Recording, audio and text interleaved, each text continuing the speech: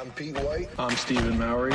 This is John Fitch. I'm George Griffin. I'm Michael Davis. Hey everybody, this is Island Fight CEO Dean Toole. Hello world, what's up everyone? This is Dave. This is the Fight Bananas podcast, man. We're going to get right into it.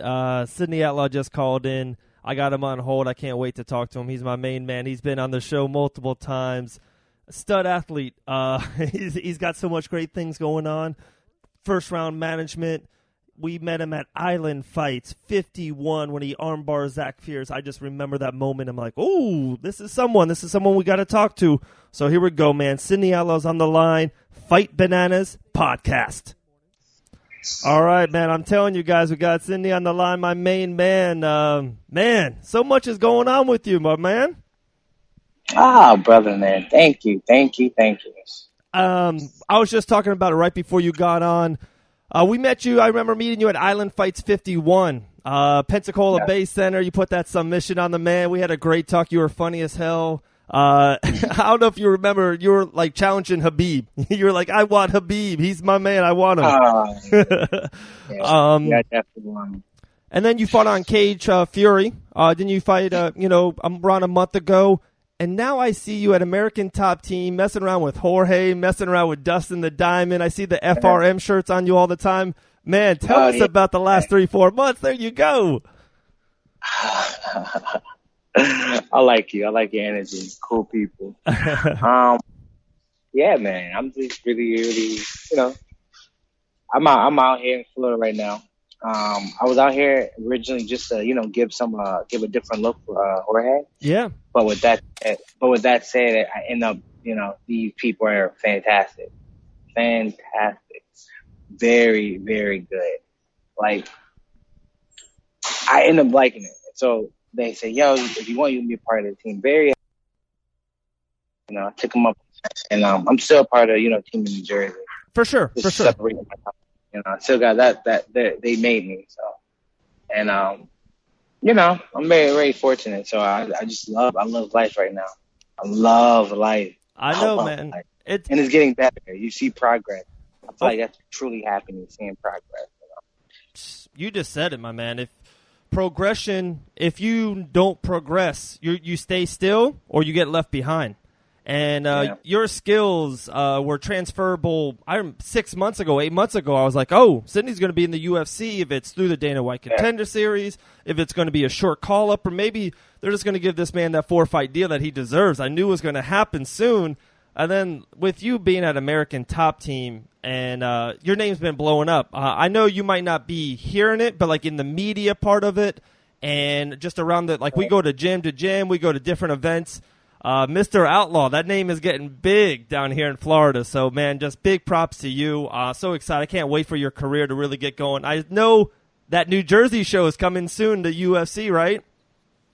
Dude. That was what I would do. What I would do. I mean, obviously, whatever I do, I hope it's honorable to what I could do to get in there. But, dude, I would do anything.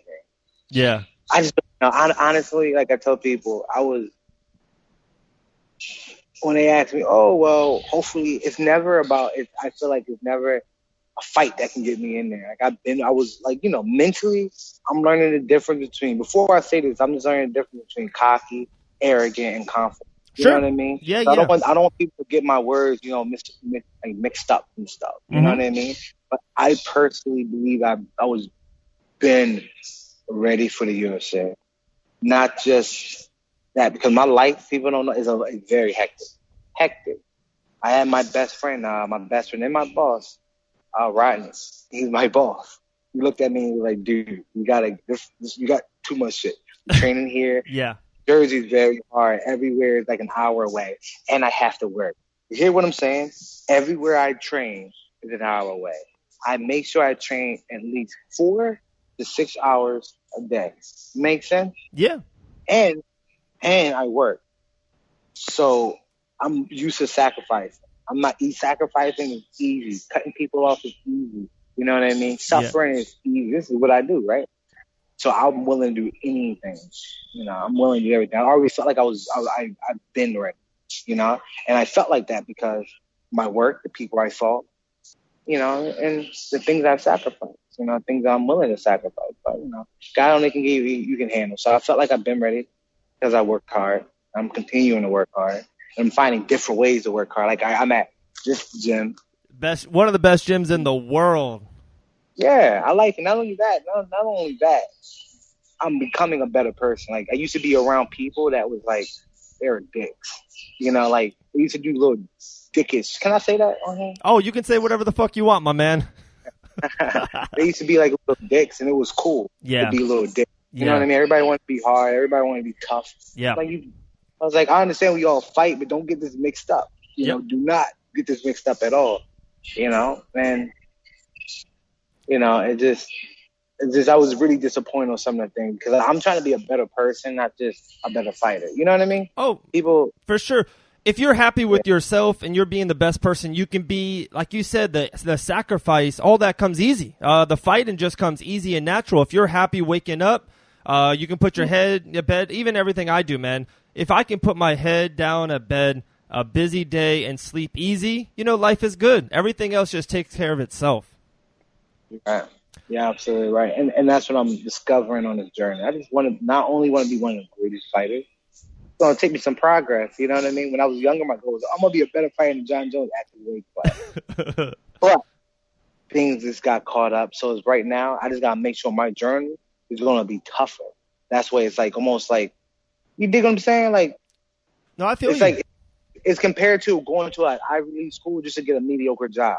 If you have that type of schooling, that job should be nothing when you get it, right? Right. The training needs to be dreadful, and that's how I look at life, making sure everything is going to be tough, challenging. So when I get my opportunity, I'm there.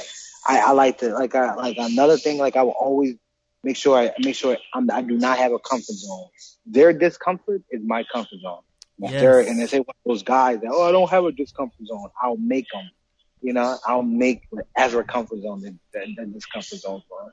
I'm trying. Yeah. I'm trying, brother. I'm trying. That's it. You know, I'm just trying to have different ways, outlook on life, and become a better, you know, not only a better fighter, but a better person. I'm just trying, you know. Oh, my man. I love it. I love this. You said a great thing, and it just really came to me like Tom Brady, the best quarterback ever, but if you blitz him up the middle, you know, he's not happy, and he can't run around the pocket, and you want to discomfort the other fighters.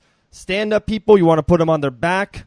People who want to, you know, do the jiu-jitsu, you might want to stand up and bang. Like you said, you want to put them where they're not happy because you, well-rounded fighter, if you are well-rounded and can do everything in the game, you will be one step ahead. You will be in that spot where they do not want to be. And then that's MMA IQ. That stuff takes you to the next level. That stuff will get you W's in the UFC. How's your weight? What weight cut? What weight do you want to solidify your spot in the UFC, or would you take a fight 10 pounds up, a weight class down, or what weight do you want to be at? I think if for like a short notice fight, I can surprise somebody at 170. Okay. You know, I can, but of course it might not work like that. So right now we're working on getting my weight down. Okay. You know, and 155 is that's the legacy weight cut for you, right? Yes, sir. Yes, that's my weight. That's it for me. And you're there right there. You're there at American Top Team. We just had Billy Patton on the show a couple weeks ago, one of the best in the business. He's out there in Vegas with Caleb. Man, like you were just saying, the coaching staff there, like how is it? Oh, man. Yeah. Like I told you, like I'm sorry to interrupt, but no, go. Coaching staff, not only like the guys, like I know, like I don't like to keep saying, oh, they're fighting wise. Of course, I'm not gonna say anything stupid and be like, oh, they're good. You know they're good. I know they're good. They know they're good. So let's switch it up. The person, they're great people. Yes. Like, you know, great people. We're talking about Mazadov. One of the realest, and it's sad, man, because like when you meet people like that, it's like, oh, snap. Like, a lot of people aren't that real that I thought they were. Like, it just keep evolving, you know? Yeah, Sidney, real quick, I was with Mazadov last weekend when he went up there to Pensacola for the Dean Tool Promotions at the super fight with Puttis. I was there. Mazadov, we went out, you know, we went drinking, we went out to the club, we went out eating. My man, Mazadov shook every man's hand. Everyone that wanted the picture, he took the picture. He took time. I left that being like, holy crap, man. Mazadov is on the reel. Showtime Pettis was nicer than anyone. He was on the reel. Yoel Romero was amazing. That man was just, like I said, it blew me away. These are three of the best superstars in the UFC's history. Champions. These names can be big. They can be a little bit. That's just, you said the word earlier. They can be a little bit of the dick, and they can get away with it, right? These men were beyond, like, they were gracious. It was unbelievable. Yeah. Wow, you said it perfect. They could, but they won't, you know. Yeah. But you know what I'm saying, like I like, you know, man, I'm just like the realest people that I ever met was like, to me, in my eyes, I'm like, oh, Frankie Edgar, one of the realest human beings. Yeah. You know what I mean? Rather he's with you or against you, he's real. You dig what I'm saying? Yeah. Eddie, that was my first. We were both from Philly. Good guy. He's a good one. He's definitely a good one.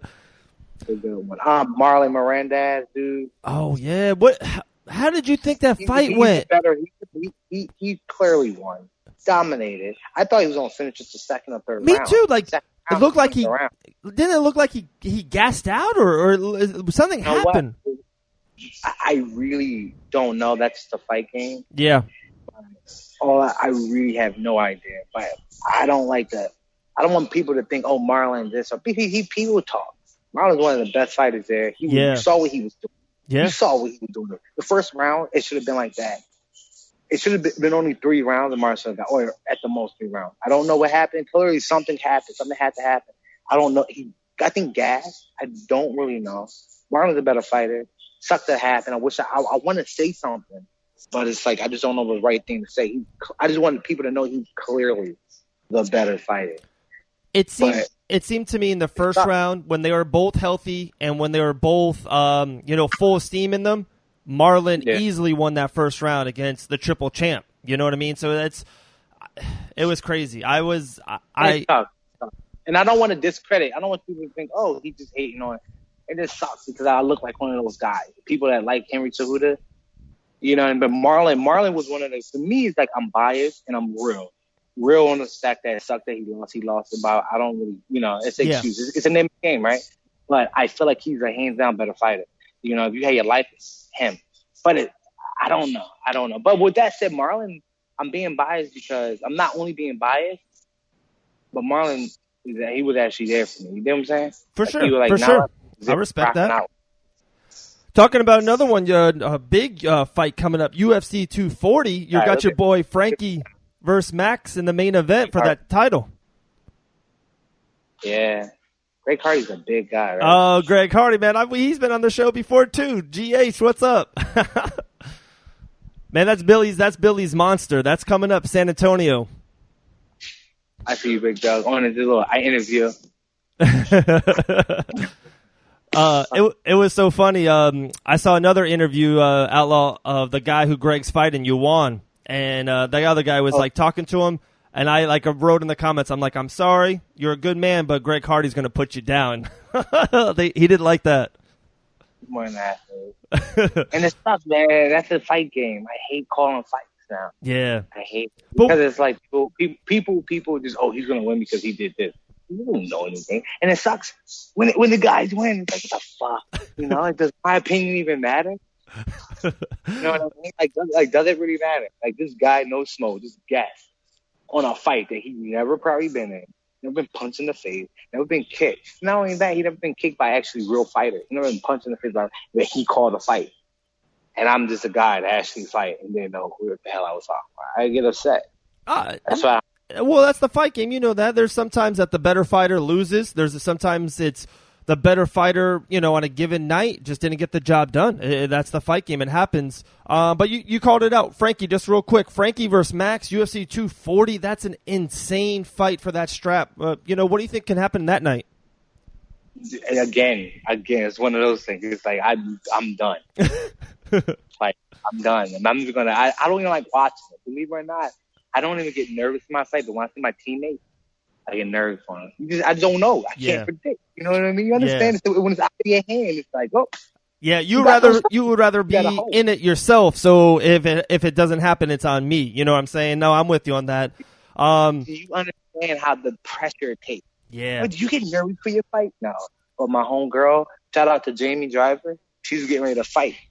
Very, very good. That's one of my main training partners. She getting ready to get in there and rumble. Okay. Girl. What card is that on? Oh, that's somewhere in South Carolina. North Carolina. That UFC Greenville?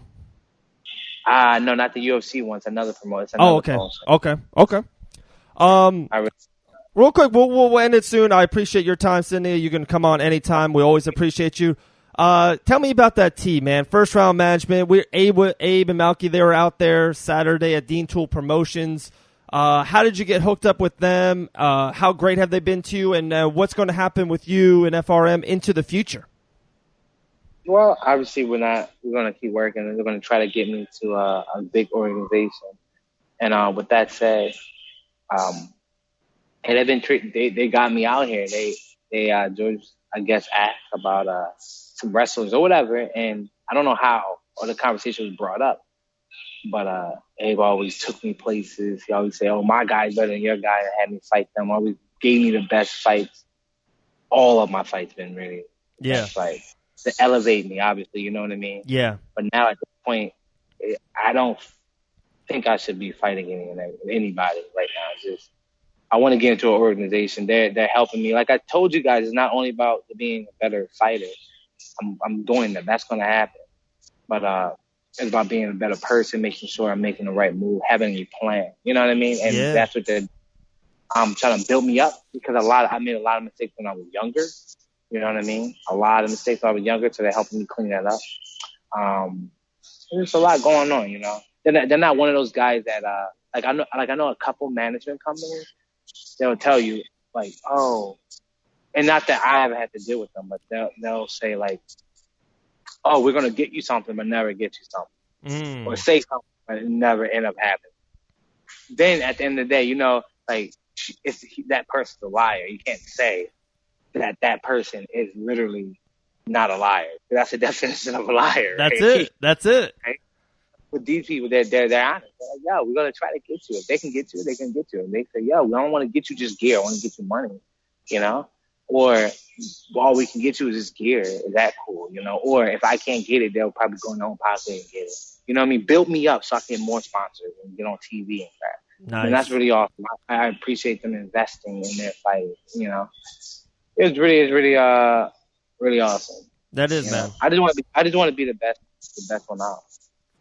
No, it's going to be the best 55er out. 155, Mr. Outlaw. I can't wait, man. The UFC's got to be calling you soon. I think you're definitely ready. We can't wait. We'll see you soon. You're allowed on the show anytime, and we'll love to have you back on. I'm going to be going down there at American Top Team real soon. I talked to Billy on the regular, and I'm going to come down there. So if you're still down there training, we'll definitely link up, and we'll get together soon, my man. Of course. When will be that day? I think after like the July 5th, 10th area, somewhere in there after July 4th. That's awesome. All right, man. I appreciate it. Have a good night. All right, anytime, big dog. Appreciate you guys. All right, man. Later. I'm telling you guys, UFC bound Sidney Outlaw. Anytime you got a name like that, right? Outlaw, it's he's definitely UFC bound. It's like the Zion Williamson of basketball. It's when you get the name, you just need to work out a little bit. You'll be in the UFC one day. Guys, we just keep on giving you content. It's what we do here at Fight Bananas. This will be on fightbananas.com, all podcast platforms. I'm telling you, tell a friend, tell a neighbor, tell your gym. American Top Team is all in with Fight Bananas, and we appreciate you guys so much down there. Coconut Creek. Everyone wants to get on the show. We appreciate it. We'll get everyone on. We'll be heading down there very soon. So much big things are going on, but Fight Bananas on Facebook, like the page. Fight Bananas Twitter. Fight Bananas on YouTube. The YouTube page has been on fire. We're going to try to put this interview on YouTube as well. You might be watching it right now on YouTube. Sidney Outlaw, one of the, up-and-comers, 155 pounds. I can't wait. UFC bound Sidney Outlaw. Man, great interview. Guys, we appreciate your time. I want everyone to stay blessed. Don't drink and drive. Be a good person, man. Open the door for the next person. You feel me? Thank you so much, guys. Fight Bananas Podcast.